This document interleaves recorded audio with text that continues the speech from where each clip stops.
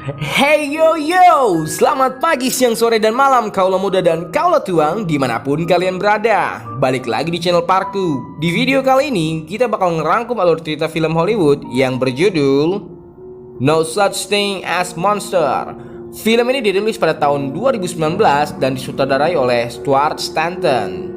Menceritakan tentang sepasang pacar yang bernama Mary dan David.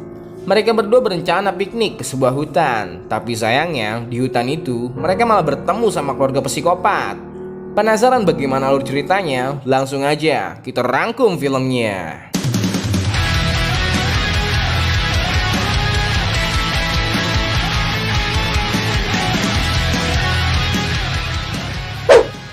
Film dibuka dengan seorang bapak-bapak yang lagi duduk di meja makan. Entah dari mana datangnya, tiba-tiba ada seseorang wanita menodongkan senjata ke bapak itu. Tapi anehnya, dia tidak menembak bapak itu. Wanita tuh malah pergi meninggalkan si bapak.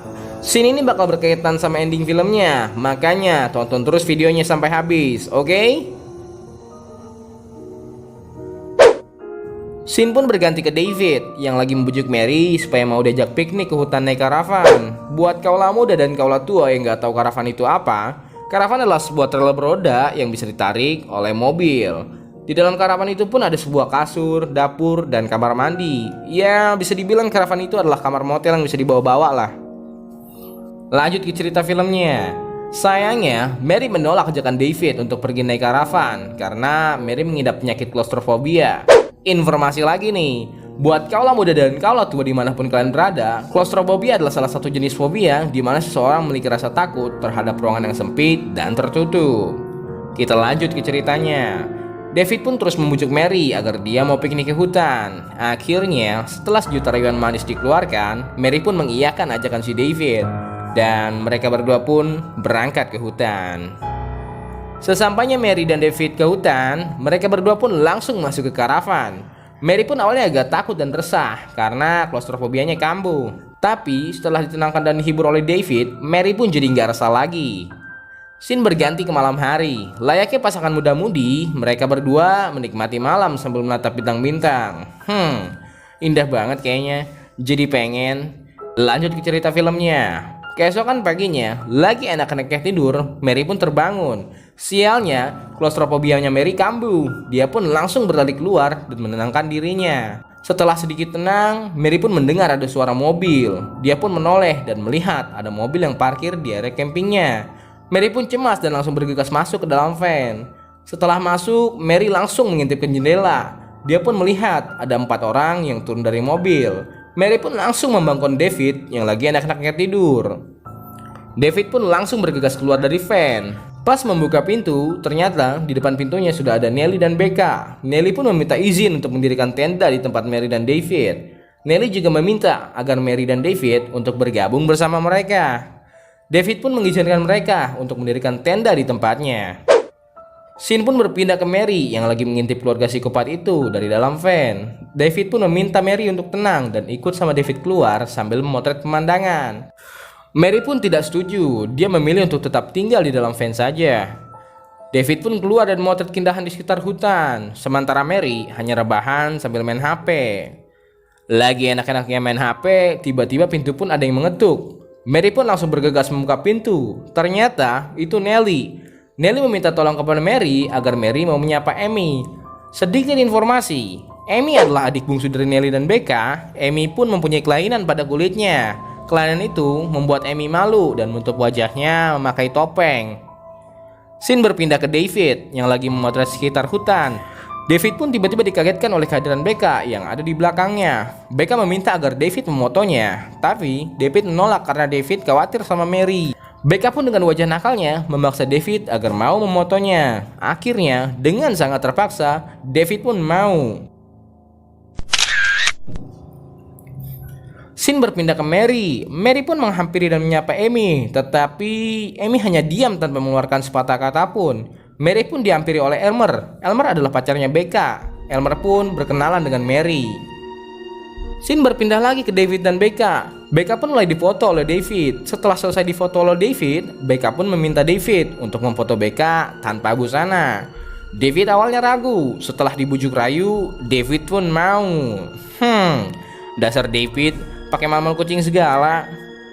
Mary pun sedang santai sambil dipijit oleh Amy. Amy pun salah fokus ke tangannya Mary. For your information, Mary adalah disabilitas. Tangan kiri Mary pun memakai bantuan tangan palsu. Lanjut ke ceritanya lagi guys. Malam harinya, mereka semua pun berkumpul di depan api unggun sambil meminum cap orang tua. Nelly dan Mary pun saling bertukar cerita sampai larut malam. Keesokan paginya, Mary terbangun tanpa ada David di sebelahnya. Mary pun langsung mencari David. Dia pun tidak menemukan David dan mulai khawatir. Amy langsung berbicara ke Mary bahwa David telah pergi. Mary yang ketakutan langsung lari masuk ke dalam van. Tiba-tiba pintu van pun tertutup dan dikunci dari luar. Karena Mary panik, fobianya pun kambuh hingga membuat Mary pingsan. Mary pun tersadar dengan tubuh yang sudah terikat oleh rantai. Gak cuma sampai situ aja, Mary pun kaget karena sudah ada Nelly, Elmer, Amy, dan Becca yang memegang senjata. Nelly pun mengancam Mary untuk jangan coba-coba kabur kalau dia masih ingin hidup. Setelah keluarga psikopat itu pergi, Mary pun berusaha melepaskan rantai yang mengikat di tubuhnya. Sayangnya, itu sia-sia. Mary pun tidak putus asa. Dia berusaha kabur melalui ventilasi fan di atas. Setelah melihat ke ventilasi fan, Mary pun terkaget lantaran dia sudah ada di depan rumah keluarga psikopat itu. Mary pun putus asa. Tiba-tiba, Amy pun datang membawakan Mary makanan. Mary pun menanyakan bagaimana keadaan David ke Amy. Amy pun mengangguk. Lalu Mary pun memohon agar Amy melepaskan Mary dan David. Karena Mary tahu bahwa Amy adalah orang baik, tidak seperti keluarganya. Amy pun tidak menjawab dan langsung pergi meninggalkan Mary. Seketika itu pun fobia Mary kambuh lagi. Becca pun tiba-tiba datang dan melepaskan rantai Mary. Becca menyuruh Mary untuk ke kamar mandi. Setelah dari kamar mandi, Mary pun mendengar ada suara David. Di dalam kamar yang pintunya tertutup, pintu itu pun dibuka oleh Nelly yang habis begituan sama David. Mary pun merasa kesal dengan Nelly. Tapi karena ditodong pistol oleh Becca, Mary pun tidak bisa berbuat apa-apa dan kembali dikurung di van-nya. Scene berpindah ke malam hari. Mary pun terbangun dari tidurnya dan dia melihat ada sebuah jepit rambut. Mary pun langsung menggunakan jepit rambut itu untuk melepaskan gembok yang ada di tubuhnya. Setelah beberapa kali percobaan, akhirnya Mary berhasil melepas gembok di rantai tubuhnya. Mary pun keluar dari van dan masuk mengendap-endap ke rumah psikopat itu. Setelah masuk ke dalam kamar Mary menemukan David yang diikat di atas ranjang. Mary berusaha untuk melepaskan ikatan David, tapi sayangnya ada suara langkah kaki yang mau masuk ke kamar itu. Mary pun bersembunyi di bawah kasur. Pas Mary mau menyerang Becca, tiba-tiba Nelly sudah ada di belakangnya. Mary pun tertangkap dan dikurung di dalam kotak. Keesokan paginya, Mary pun bangun karena Elmer menguncingi kotak itu. Mary pun dipindahkan lagi ke dalam van-nya. Tangan palsu Mary pun diambil sama Becca, biar Mary gak kabur lagi. Scene pun berpindah ke Amy yang datang ke Mary. Amy pun memberikan obat tidur ke Mary karena Mary insomnia. Setelah minum obat itu, Mary pun tertidur. Scene pun berpindah ke beberapa bulan kemudian, di mana perut Mary, Becca, dan Nelly mulai membesar karena hamil oleh David. Elmer pun tiba-tiba datang dan menyuruh Mary untuk membantu Becca yang mau melahirkan. Tapi sayangnya, setelah bayinya mau keluar, Becca pun mati karena tidak kuat menahan rasa sakit. Nelly pun langsung merobek perut Becca dan mengambil bayinya yang masih hidup. Aduh, dasar keluarga psikopat, main belek aja perut orang. Keesokan paginya, karena Elmer kesal istrinya meninggal, Elmer pun datang dan ingin membuahi Mary. Karena Mary lagi hamil, dia pun tidak bisa berbuat apa-apa. Scene berpindah ke Amy yang melihat Mary sedang terbujur lemas karena dibuahi oleh Elmer. Amy pun kesal dan langsung menghampiri Elmer. Tanpa diduga, Amy langsung mengampak Elmer hingga dia sekarat. Tiba-tiba, ibu Amy dan Nelly pun datang dan langsung membunuh Elmer dengan tembakan. Setelah itu, ibu Amy menyuruh Amy untuk memandikan dan mendandani Mary karena Mary sudah hamil besar. Mary pun akhirnya dimandikan oleh Amy. Mary pun memohon kepada Amy agar dia melepaskan Mary dan David. Mary pun berkata pada Amy bahwa Amy itu berbeda dengan keluarganya. Amy adalah orang yang baik. Amy pun terngiang-ngiang dengan omongan Mary. Akhirnya, Amy melepaskan Mary. Tapi tanpa diduga, setelah Amy melepaskan Mary, Mary pun langsung menghantam Amy hingga sekarat. Mary pun langsung masuk ke rumah dan membawa pistol yang dibawa Amy tadi. Setelah masuk ke rumah, dia melihat bapak-bapak yang di awal film tadi. Akhirnya, dia pun tidak menembak bapak-bapak itu. Mary pun langsung pergi ke kamar David. Tapi pas di kamar David, ternyata David lagi dibuahi oleh ibunya Amy. Mary pun langsung menodongkan pistol ke ibunya Amy. Ibunya Amy pun langsung diam dan tiarap. Mary langsung membuka ikatan David. Tapi ketika Mary lagi membuka ikatan David, ibunya Amy pun langsung kabur. Mary pun menembaknya. Karena skill menembak Mary masih noob, tembakannya pun meleset. Pas Mary mau balik lagi menolong David, tiba-tiba Nelly pun datang dan langsung men-smackdown Mary. Pertarungan sengit pun terjadi. Di tengah pertarungan itu, Mary pun kalah karena Nelly lebih kuat darinya. Pas Nelly mau membunuh Mary, tanpa diduga, David pun langsung menembak Nelly dan Nelly pun terkapar. Mary langsung bergegas membawa David ke mobil. Mary pun lupa bahwa di dalam vein ada cincin tunangannya. Mary pun ke vein dan mengambil cincin itu. Tanpa diduga, ketika Mary balik badan, tiba-tiba ada Nelly yang masih hidup. Mereka berdua pun bertarung lagi, tapi kali ini Mary yang menang. Mary pun langsung balik lagi ke mobil. Mary meminta David untuk melamarnya. Akhirnya David bertanya, "Mary, maukah kamu menikah denganku?" Mary pun menjawab, "Iya maulah."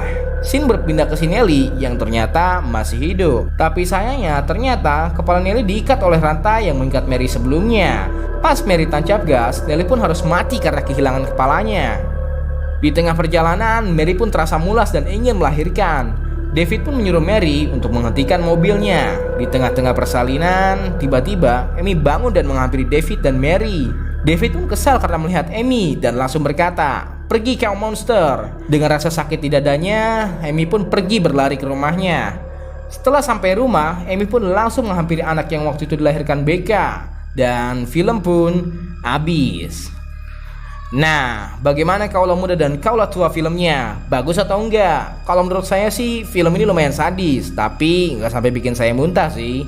Alangkah baiknya kaulah muda dan kaulah tua langsung tonton aja filmnya.